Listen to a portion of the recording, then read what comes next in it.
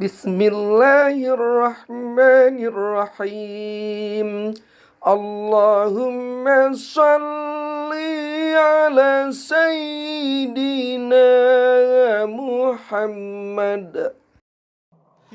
Bismillahirrahmanirrahim. Assalamualaikum warahmatullahi wabarakatuh. Bersyukur kita kepada Allah, berselawat kepada Nabi Muhammad sallallahu alaihi wasallam. Allahumma sholli ala Sayyidina Muhammad wa ala ali Sayyidina Muhammad. Selamat bertemu kembali dengan saya Mukhyar Bukhari di channel YouTube saya Membaca Makna. Pertemuan kita kali ini kita ingin mendiskusikan tentang fungsi dan tugas filsafat pendidikan secara ringkas, karena untuk kita diskusikan secara panjang lebar di channel YouTube ini memiliki keterbatasan. Tetapi setidaknya kita bisa mentelaah fungsi dan tugas filsafat pendidikan, terutama sekali dari perspektif pendidikan Islam. Saudara-saudara, fungsi dan tugas filsafat pendidikan sebagai ilmu pendidikan Islam bertugas untuk memberikan penganalisaan secara mendalam dan terinci tentang problema-problema kependidikan Islam sampai kepada penyelesaiannya. Pendidikan Islam sebagai ilmu tidak melandasi tugasnya pada teori-teori saja, akan tetapi memperhatikan juga fakta-fakta empiris atau praktis yang berlangsung dalam masyarakat sebagai bahan analisis. Oleh sebab itu, masalah pendidikan akan dapat diselesaikan bila mana didasarkan atas keterkaitan hubungan antara teori dan praktik. Karena pendidikan akan mampu berkembang bila mana benar-benar terlibat dalam dinamika kehidupan masyarakat. Antara pendidikan dan masyarakat hendaknya selalu terjadi interaksi saling mempengaruhi atau saling mengembangkan, sehingga satu sama lain dapat mendorong perkembangan untuk memperkokoh posisi dan fungsi serta idealisasi kehidupannya. Ia memerlukan landasan ideal dan rasional yang memberikan pandangan mendasar, menyeluruh dan sistematis tentang hakikat yang ada di balik masalah pendidikan yang dihadapinya.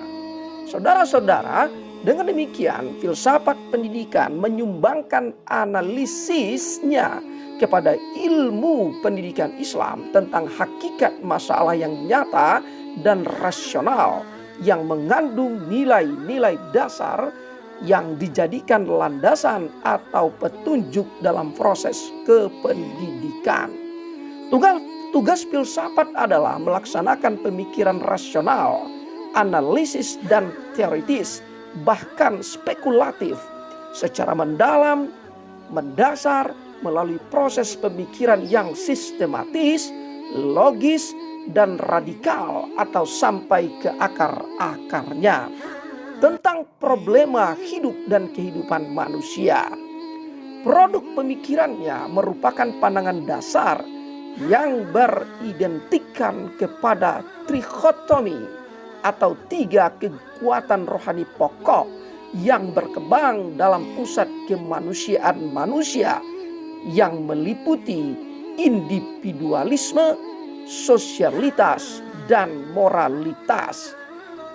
Ketiga kemampuan tersebut berkembang dalam pola hubungan tiga arah yang dapat dinamakan dengan trilogi hubungan, yaitu hubungan dengan Tuhan karena ia sebagai makhluk ciptaannya, hubungan dengan masyarakat karena ia sebagai makhluk sosial, hubungan dengan alam sekitarnya karena ia makhluk Allah yang harus mengelola, mengatur, memanfaatkan kekayaan alam sekitar yang terdapat dianugerahkan oleh Allah untuk dimanfaatkan sebesar-besarnya bagi kemaslahatan umat manusia dan keberlangsungan kehidupan di bumi.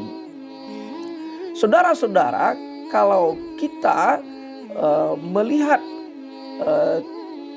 tiga kekuatan rohani pokok tadi, yaitu individualisme, Dalam pandangan filsafat, individualisme merupakan pandangan moral, politik, atau sosial yang menekankan kemerdekaan manusia serta kepentingan bertanggung jawab dan kebebasan sendiri.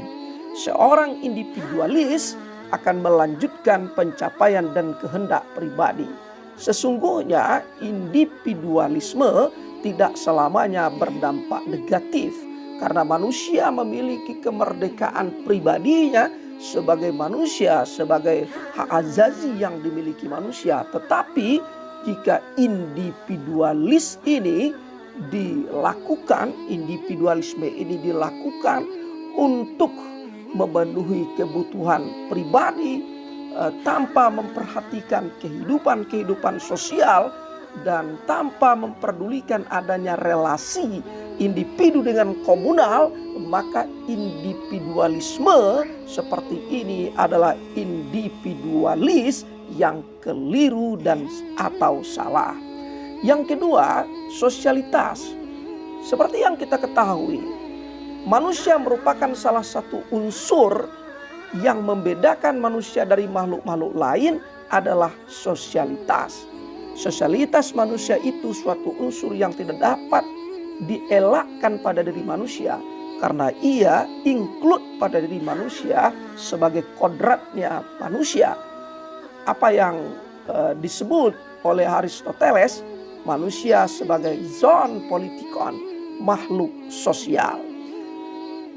Nah, kalau kita mengacu pada pendapat Sudiardja dalam bukunya Filsafat Sosial, sosialitas manusia setidak-tidaknya dapat kita maknai dalam dua perspektif.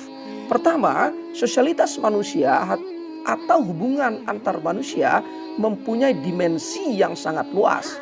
Memang dapat dikatakan bahwa dalam pengalaman hidupnya manusia menjadi manusia hanya kalau ia bergaul dan bersekutu dengan manusia lain. Manusia tidak mungkin hidup sendirian. No man is an island. Itu kata pepatah. Sosialitas merupakan ciri hakiki yang tak teringkari, bukan ciri yang ditambahkan pada manusia atau kondisi yang ditentukan dari luar, melainkan sesuatu yang benar-benar melekat pada diri manusia semenjak manusia itu lahir. Kedua, sosialitas yang terkait dengan kodrat manusia mengarah pada kemanusiaan yang lebih luas, penuh dan lebih sempurna. Sosialitas manusia adalah sosialitas yang terbuka, yang prospektif, yang dapat berkembang ke arah yang baik sejauh anggota-anggota masyarakat menyadari saling berhubungan, saling berinteraksi, saling memiliki keterkaitan antara satu dengan yang lainnya. Ketiga, moralitas. Istilah moralitas berasal dari kata Latin mos artinya tunggal, mores artinya jamak, dan kata sifat moralis. Bentuk jamak mores berarti kebiasaan, kelakuan, kesusilaan. Makanya orang yang tidak bermoral disebut dengan asusila. Lawan dari kata sifat moralis yang berarti susila, lawannya asusila.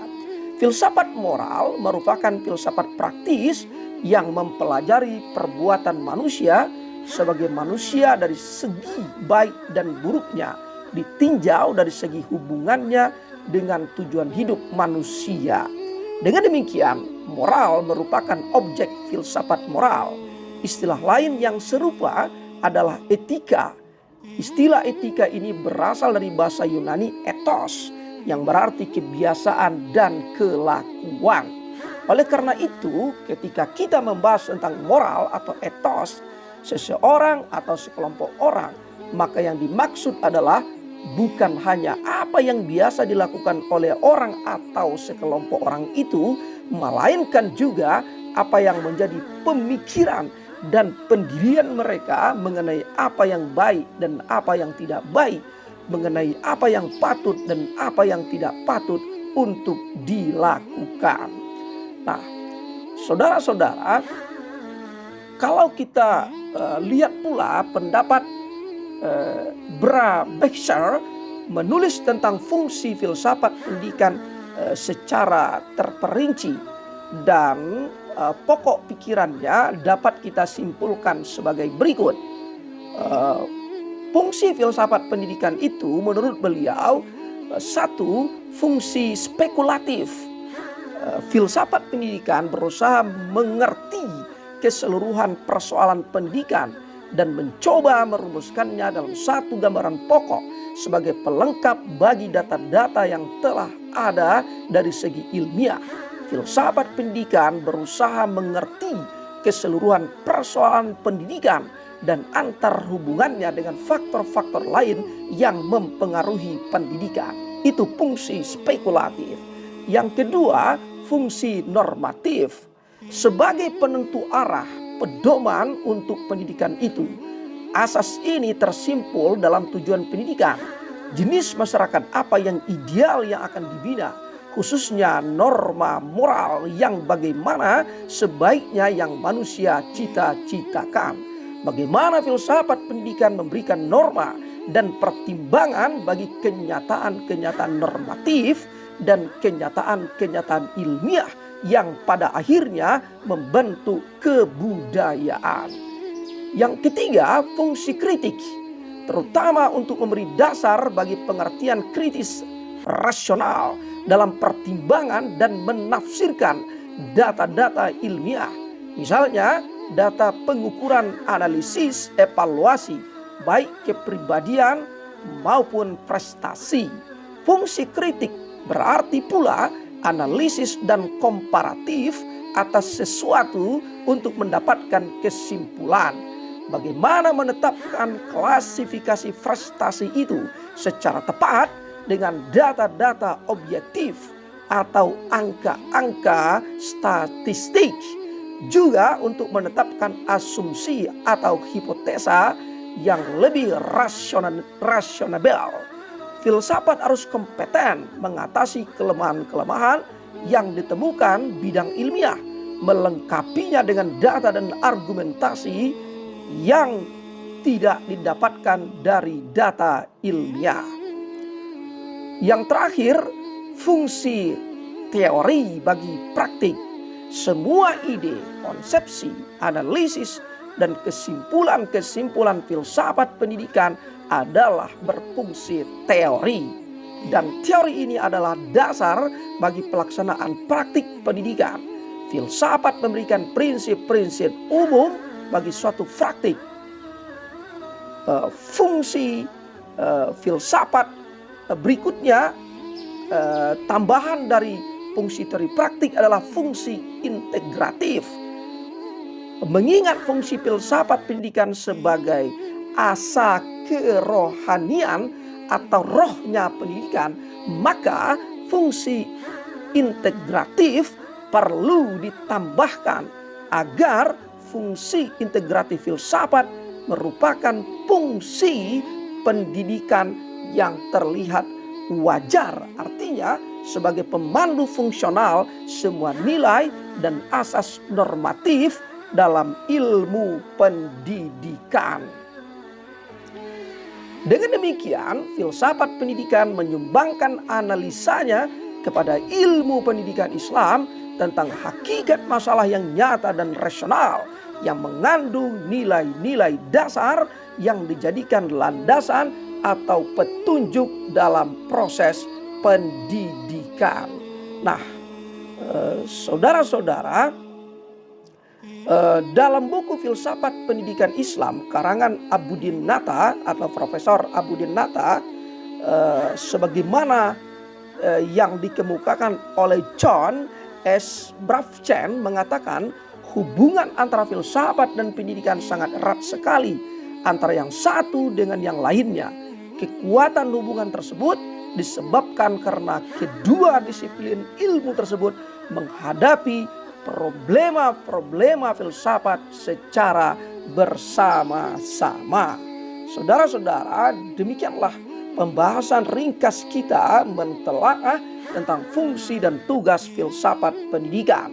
Dan kalau kita lihat fungsi dan tugas filsafat pendidikan adalah bagaimana filsafat mampu menuntun, memecahkan problema-problema kehidupan sosial dalam masyarakat sehingga mampu berkontribusi untuk pengembangan pendidikan dengan segala macam problema-problema pendidikan itu pula.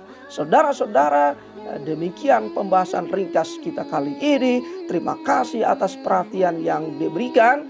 Dan sebelum kita tutup, mohon kiranya saudara-saudara berkenan memberikan likes, subscribe, dan komen. Serta kalau dianggap perlu, silakan membagikan video ini kepada sahabat-sahabat kita yang lainnya. Demikian, terima kasih. Salam hormat saya buat orang-orang terkasih Anda. Salam membaca makna dari saya, Mukhyar Bukhari. Assalamualaikum warahmatullahi wabarakatuh.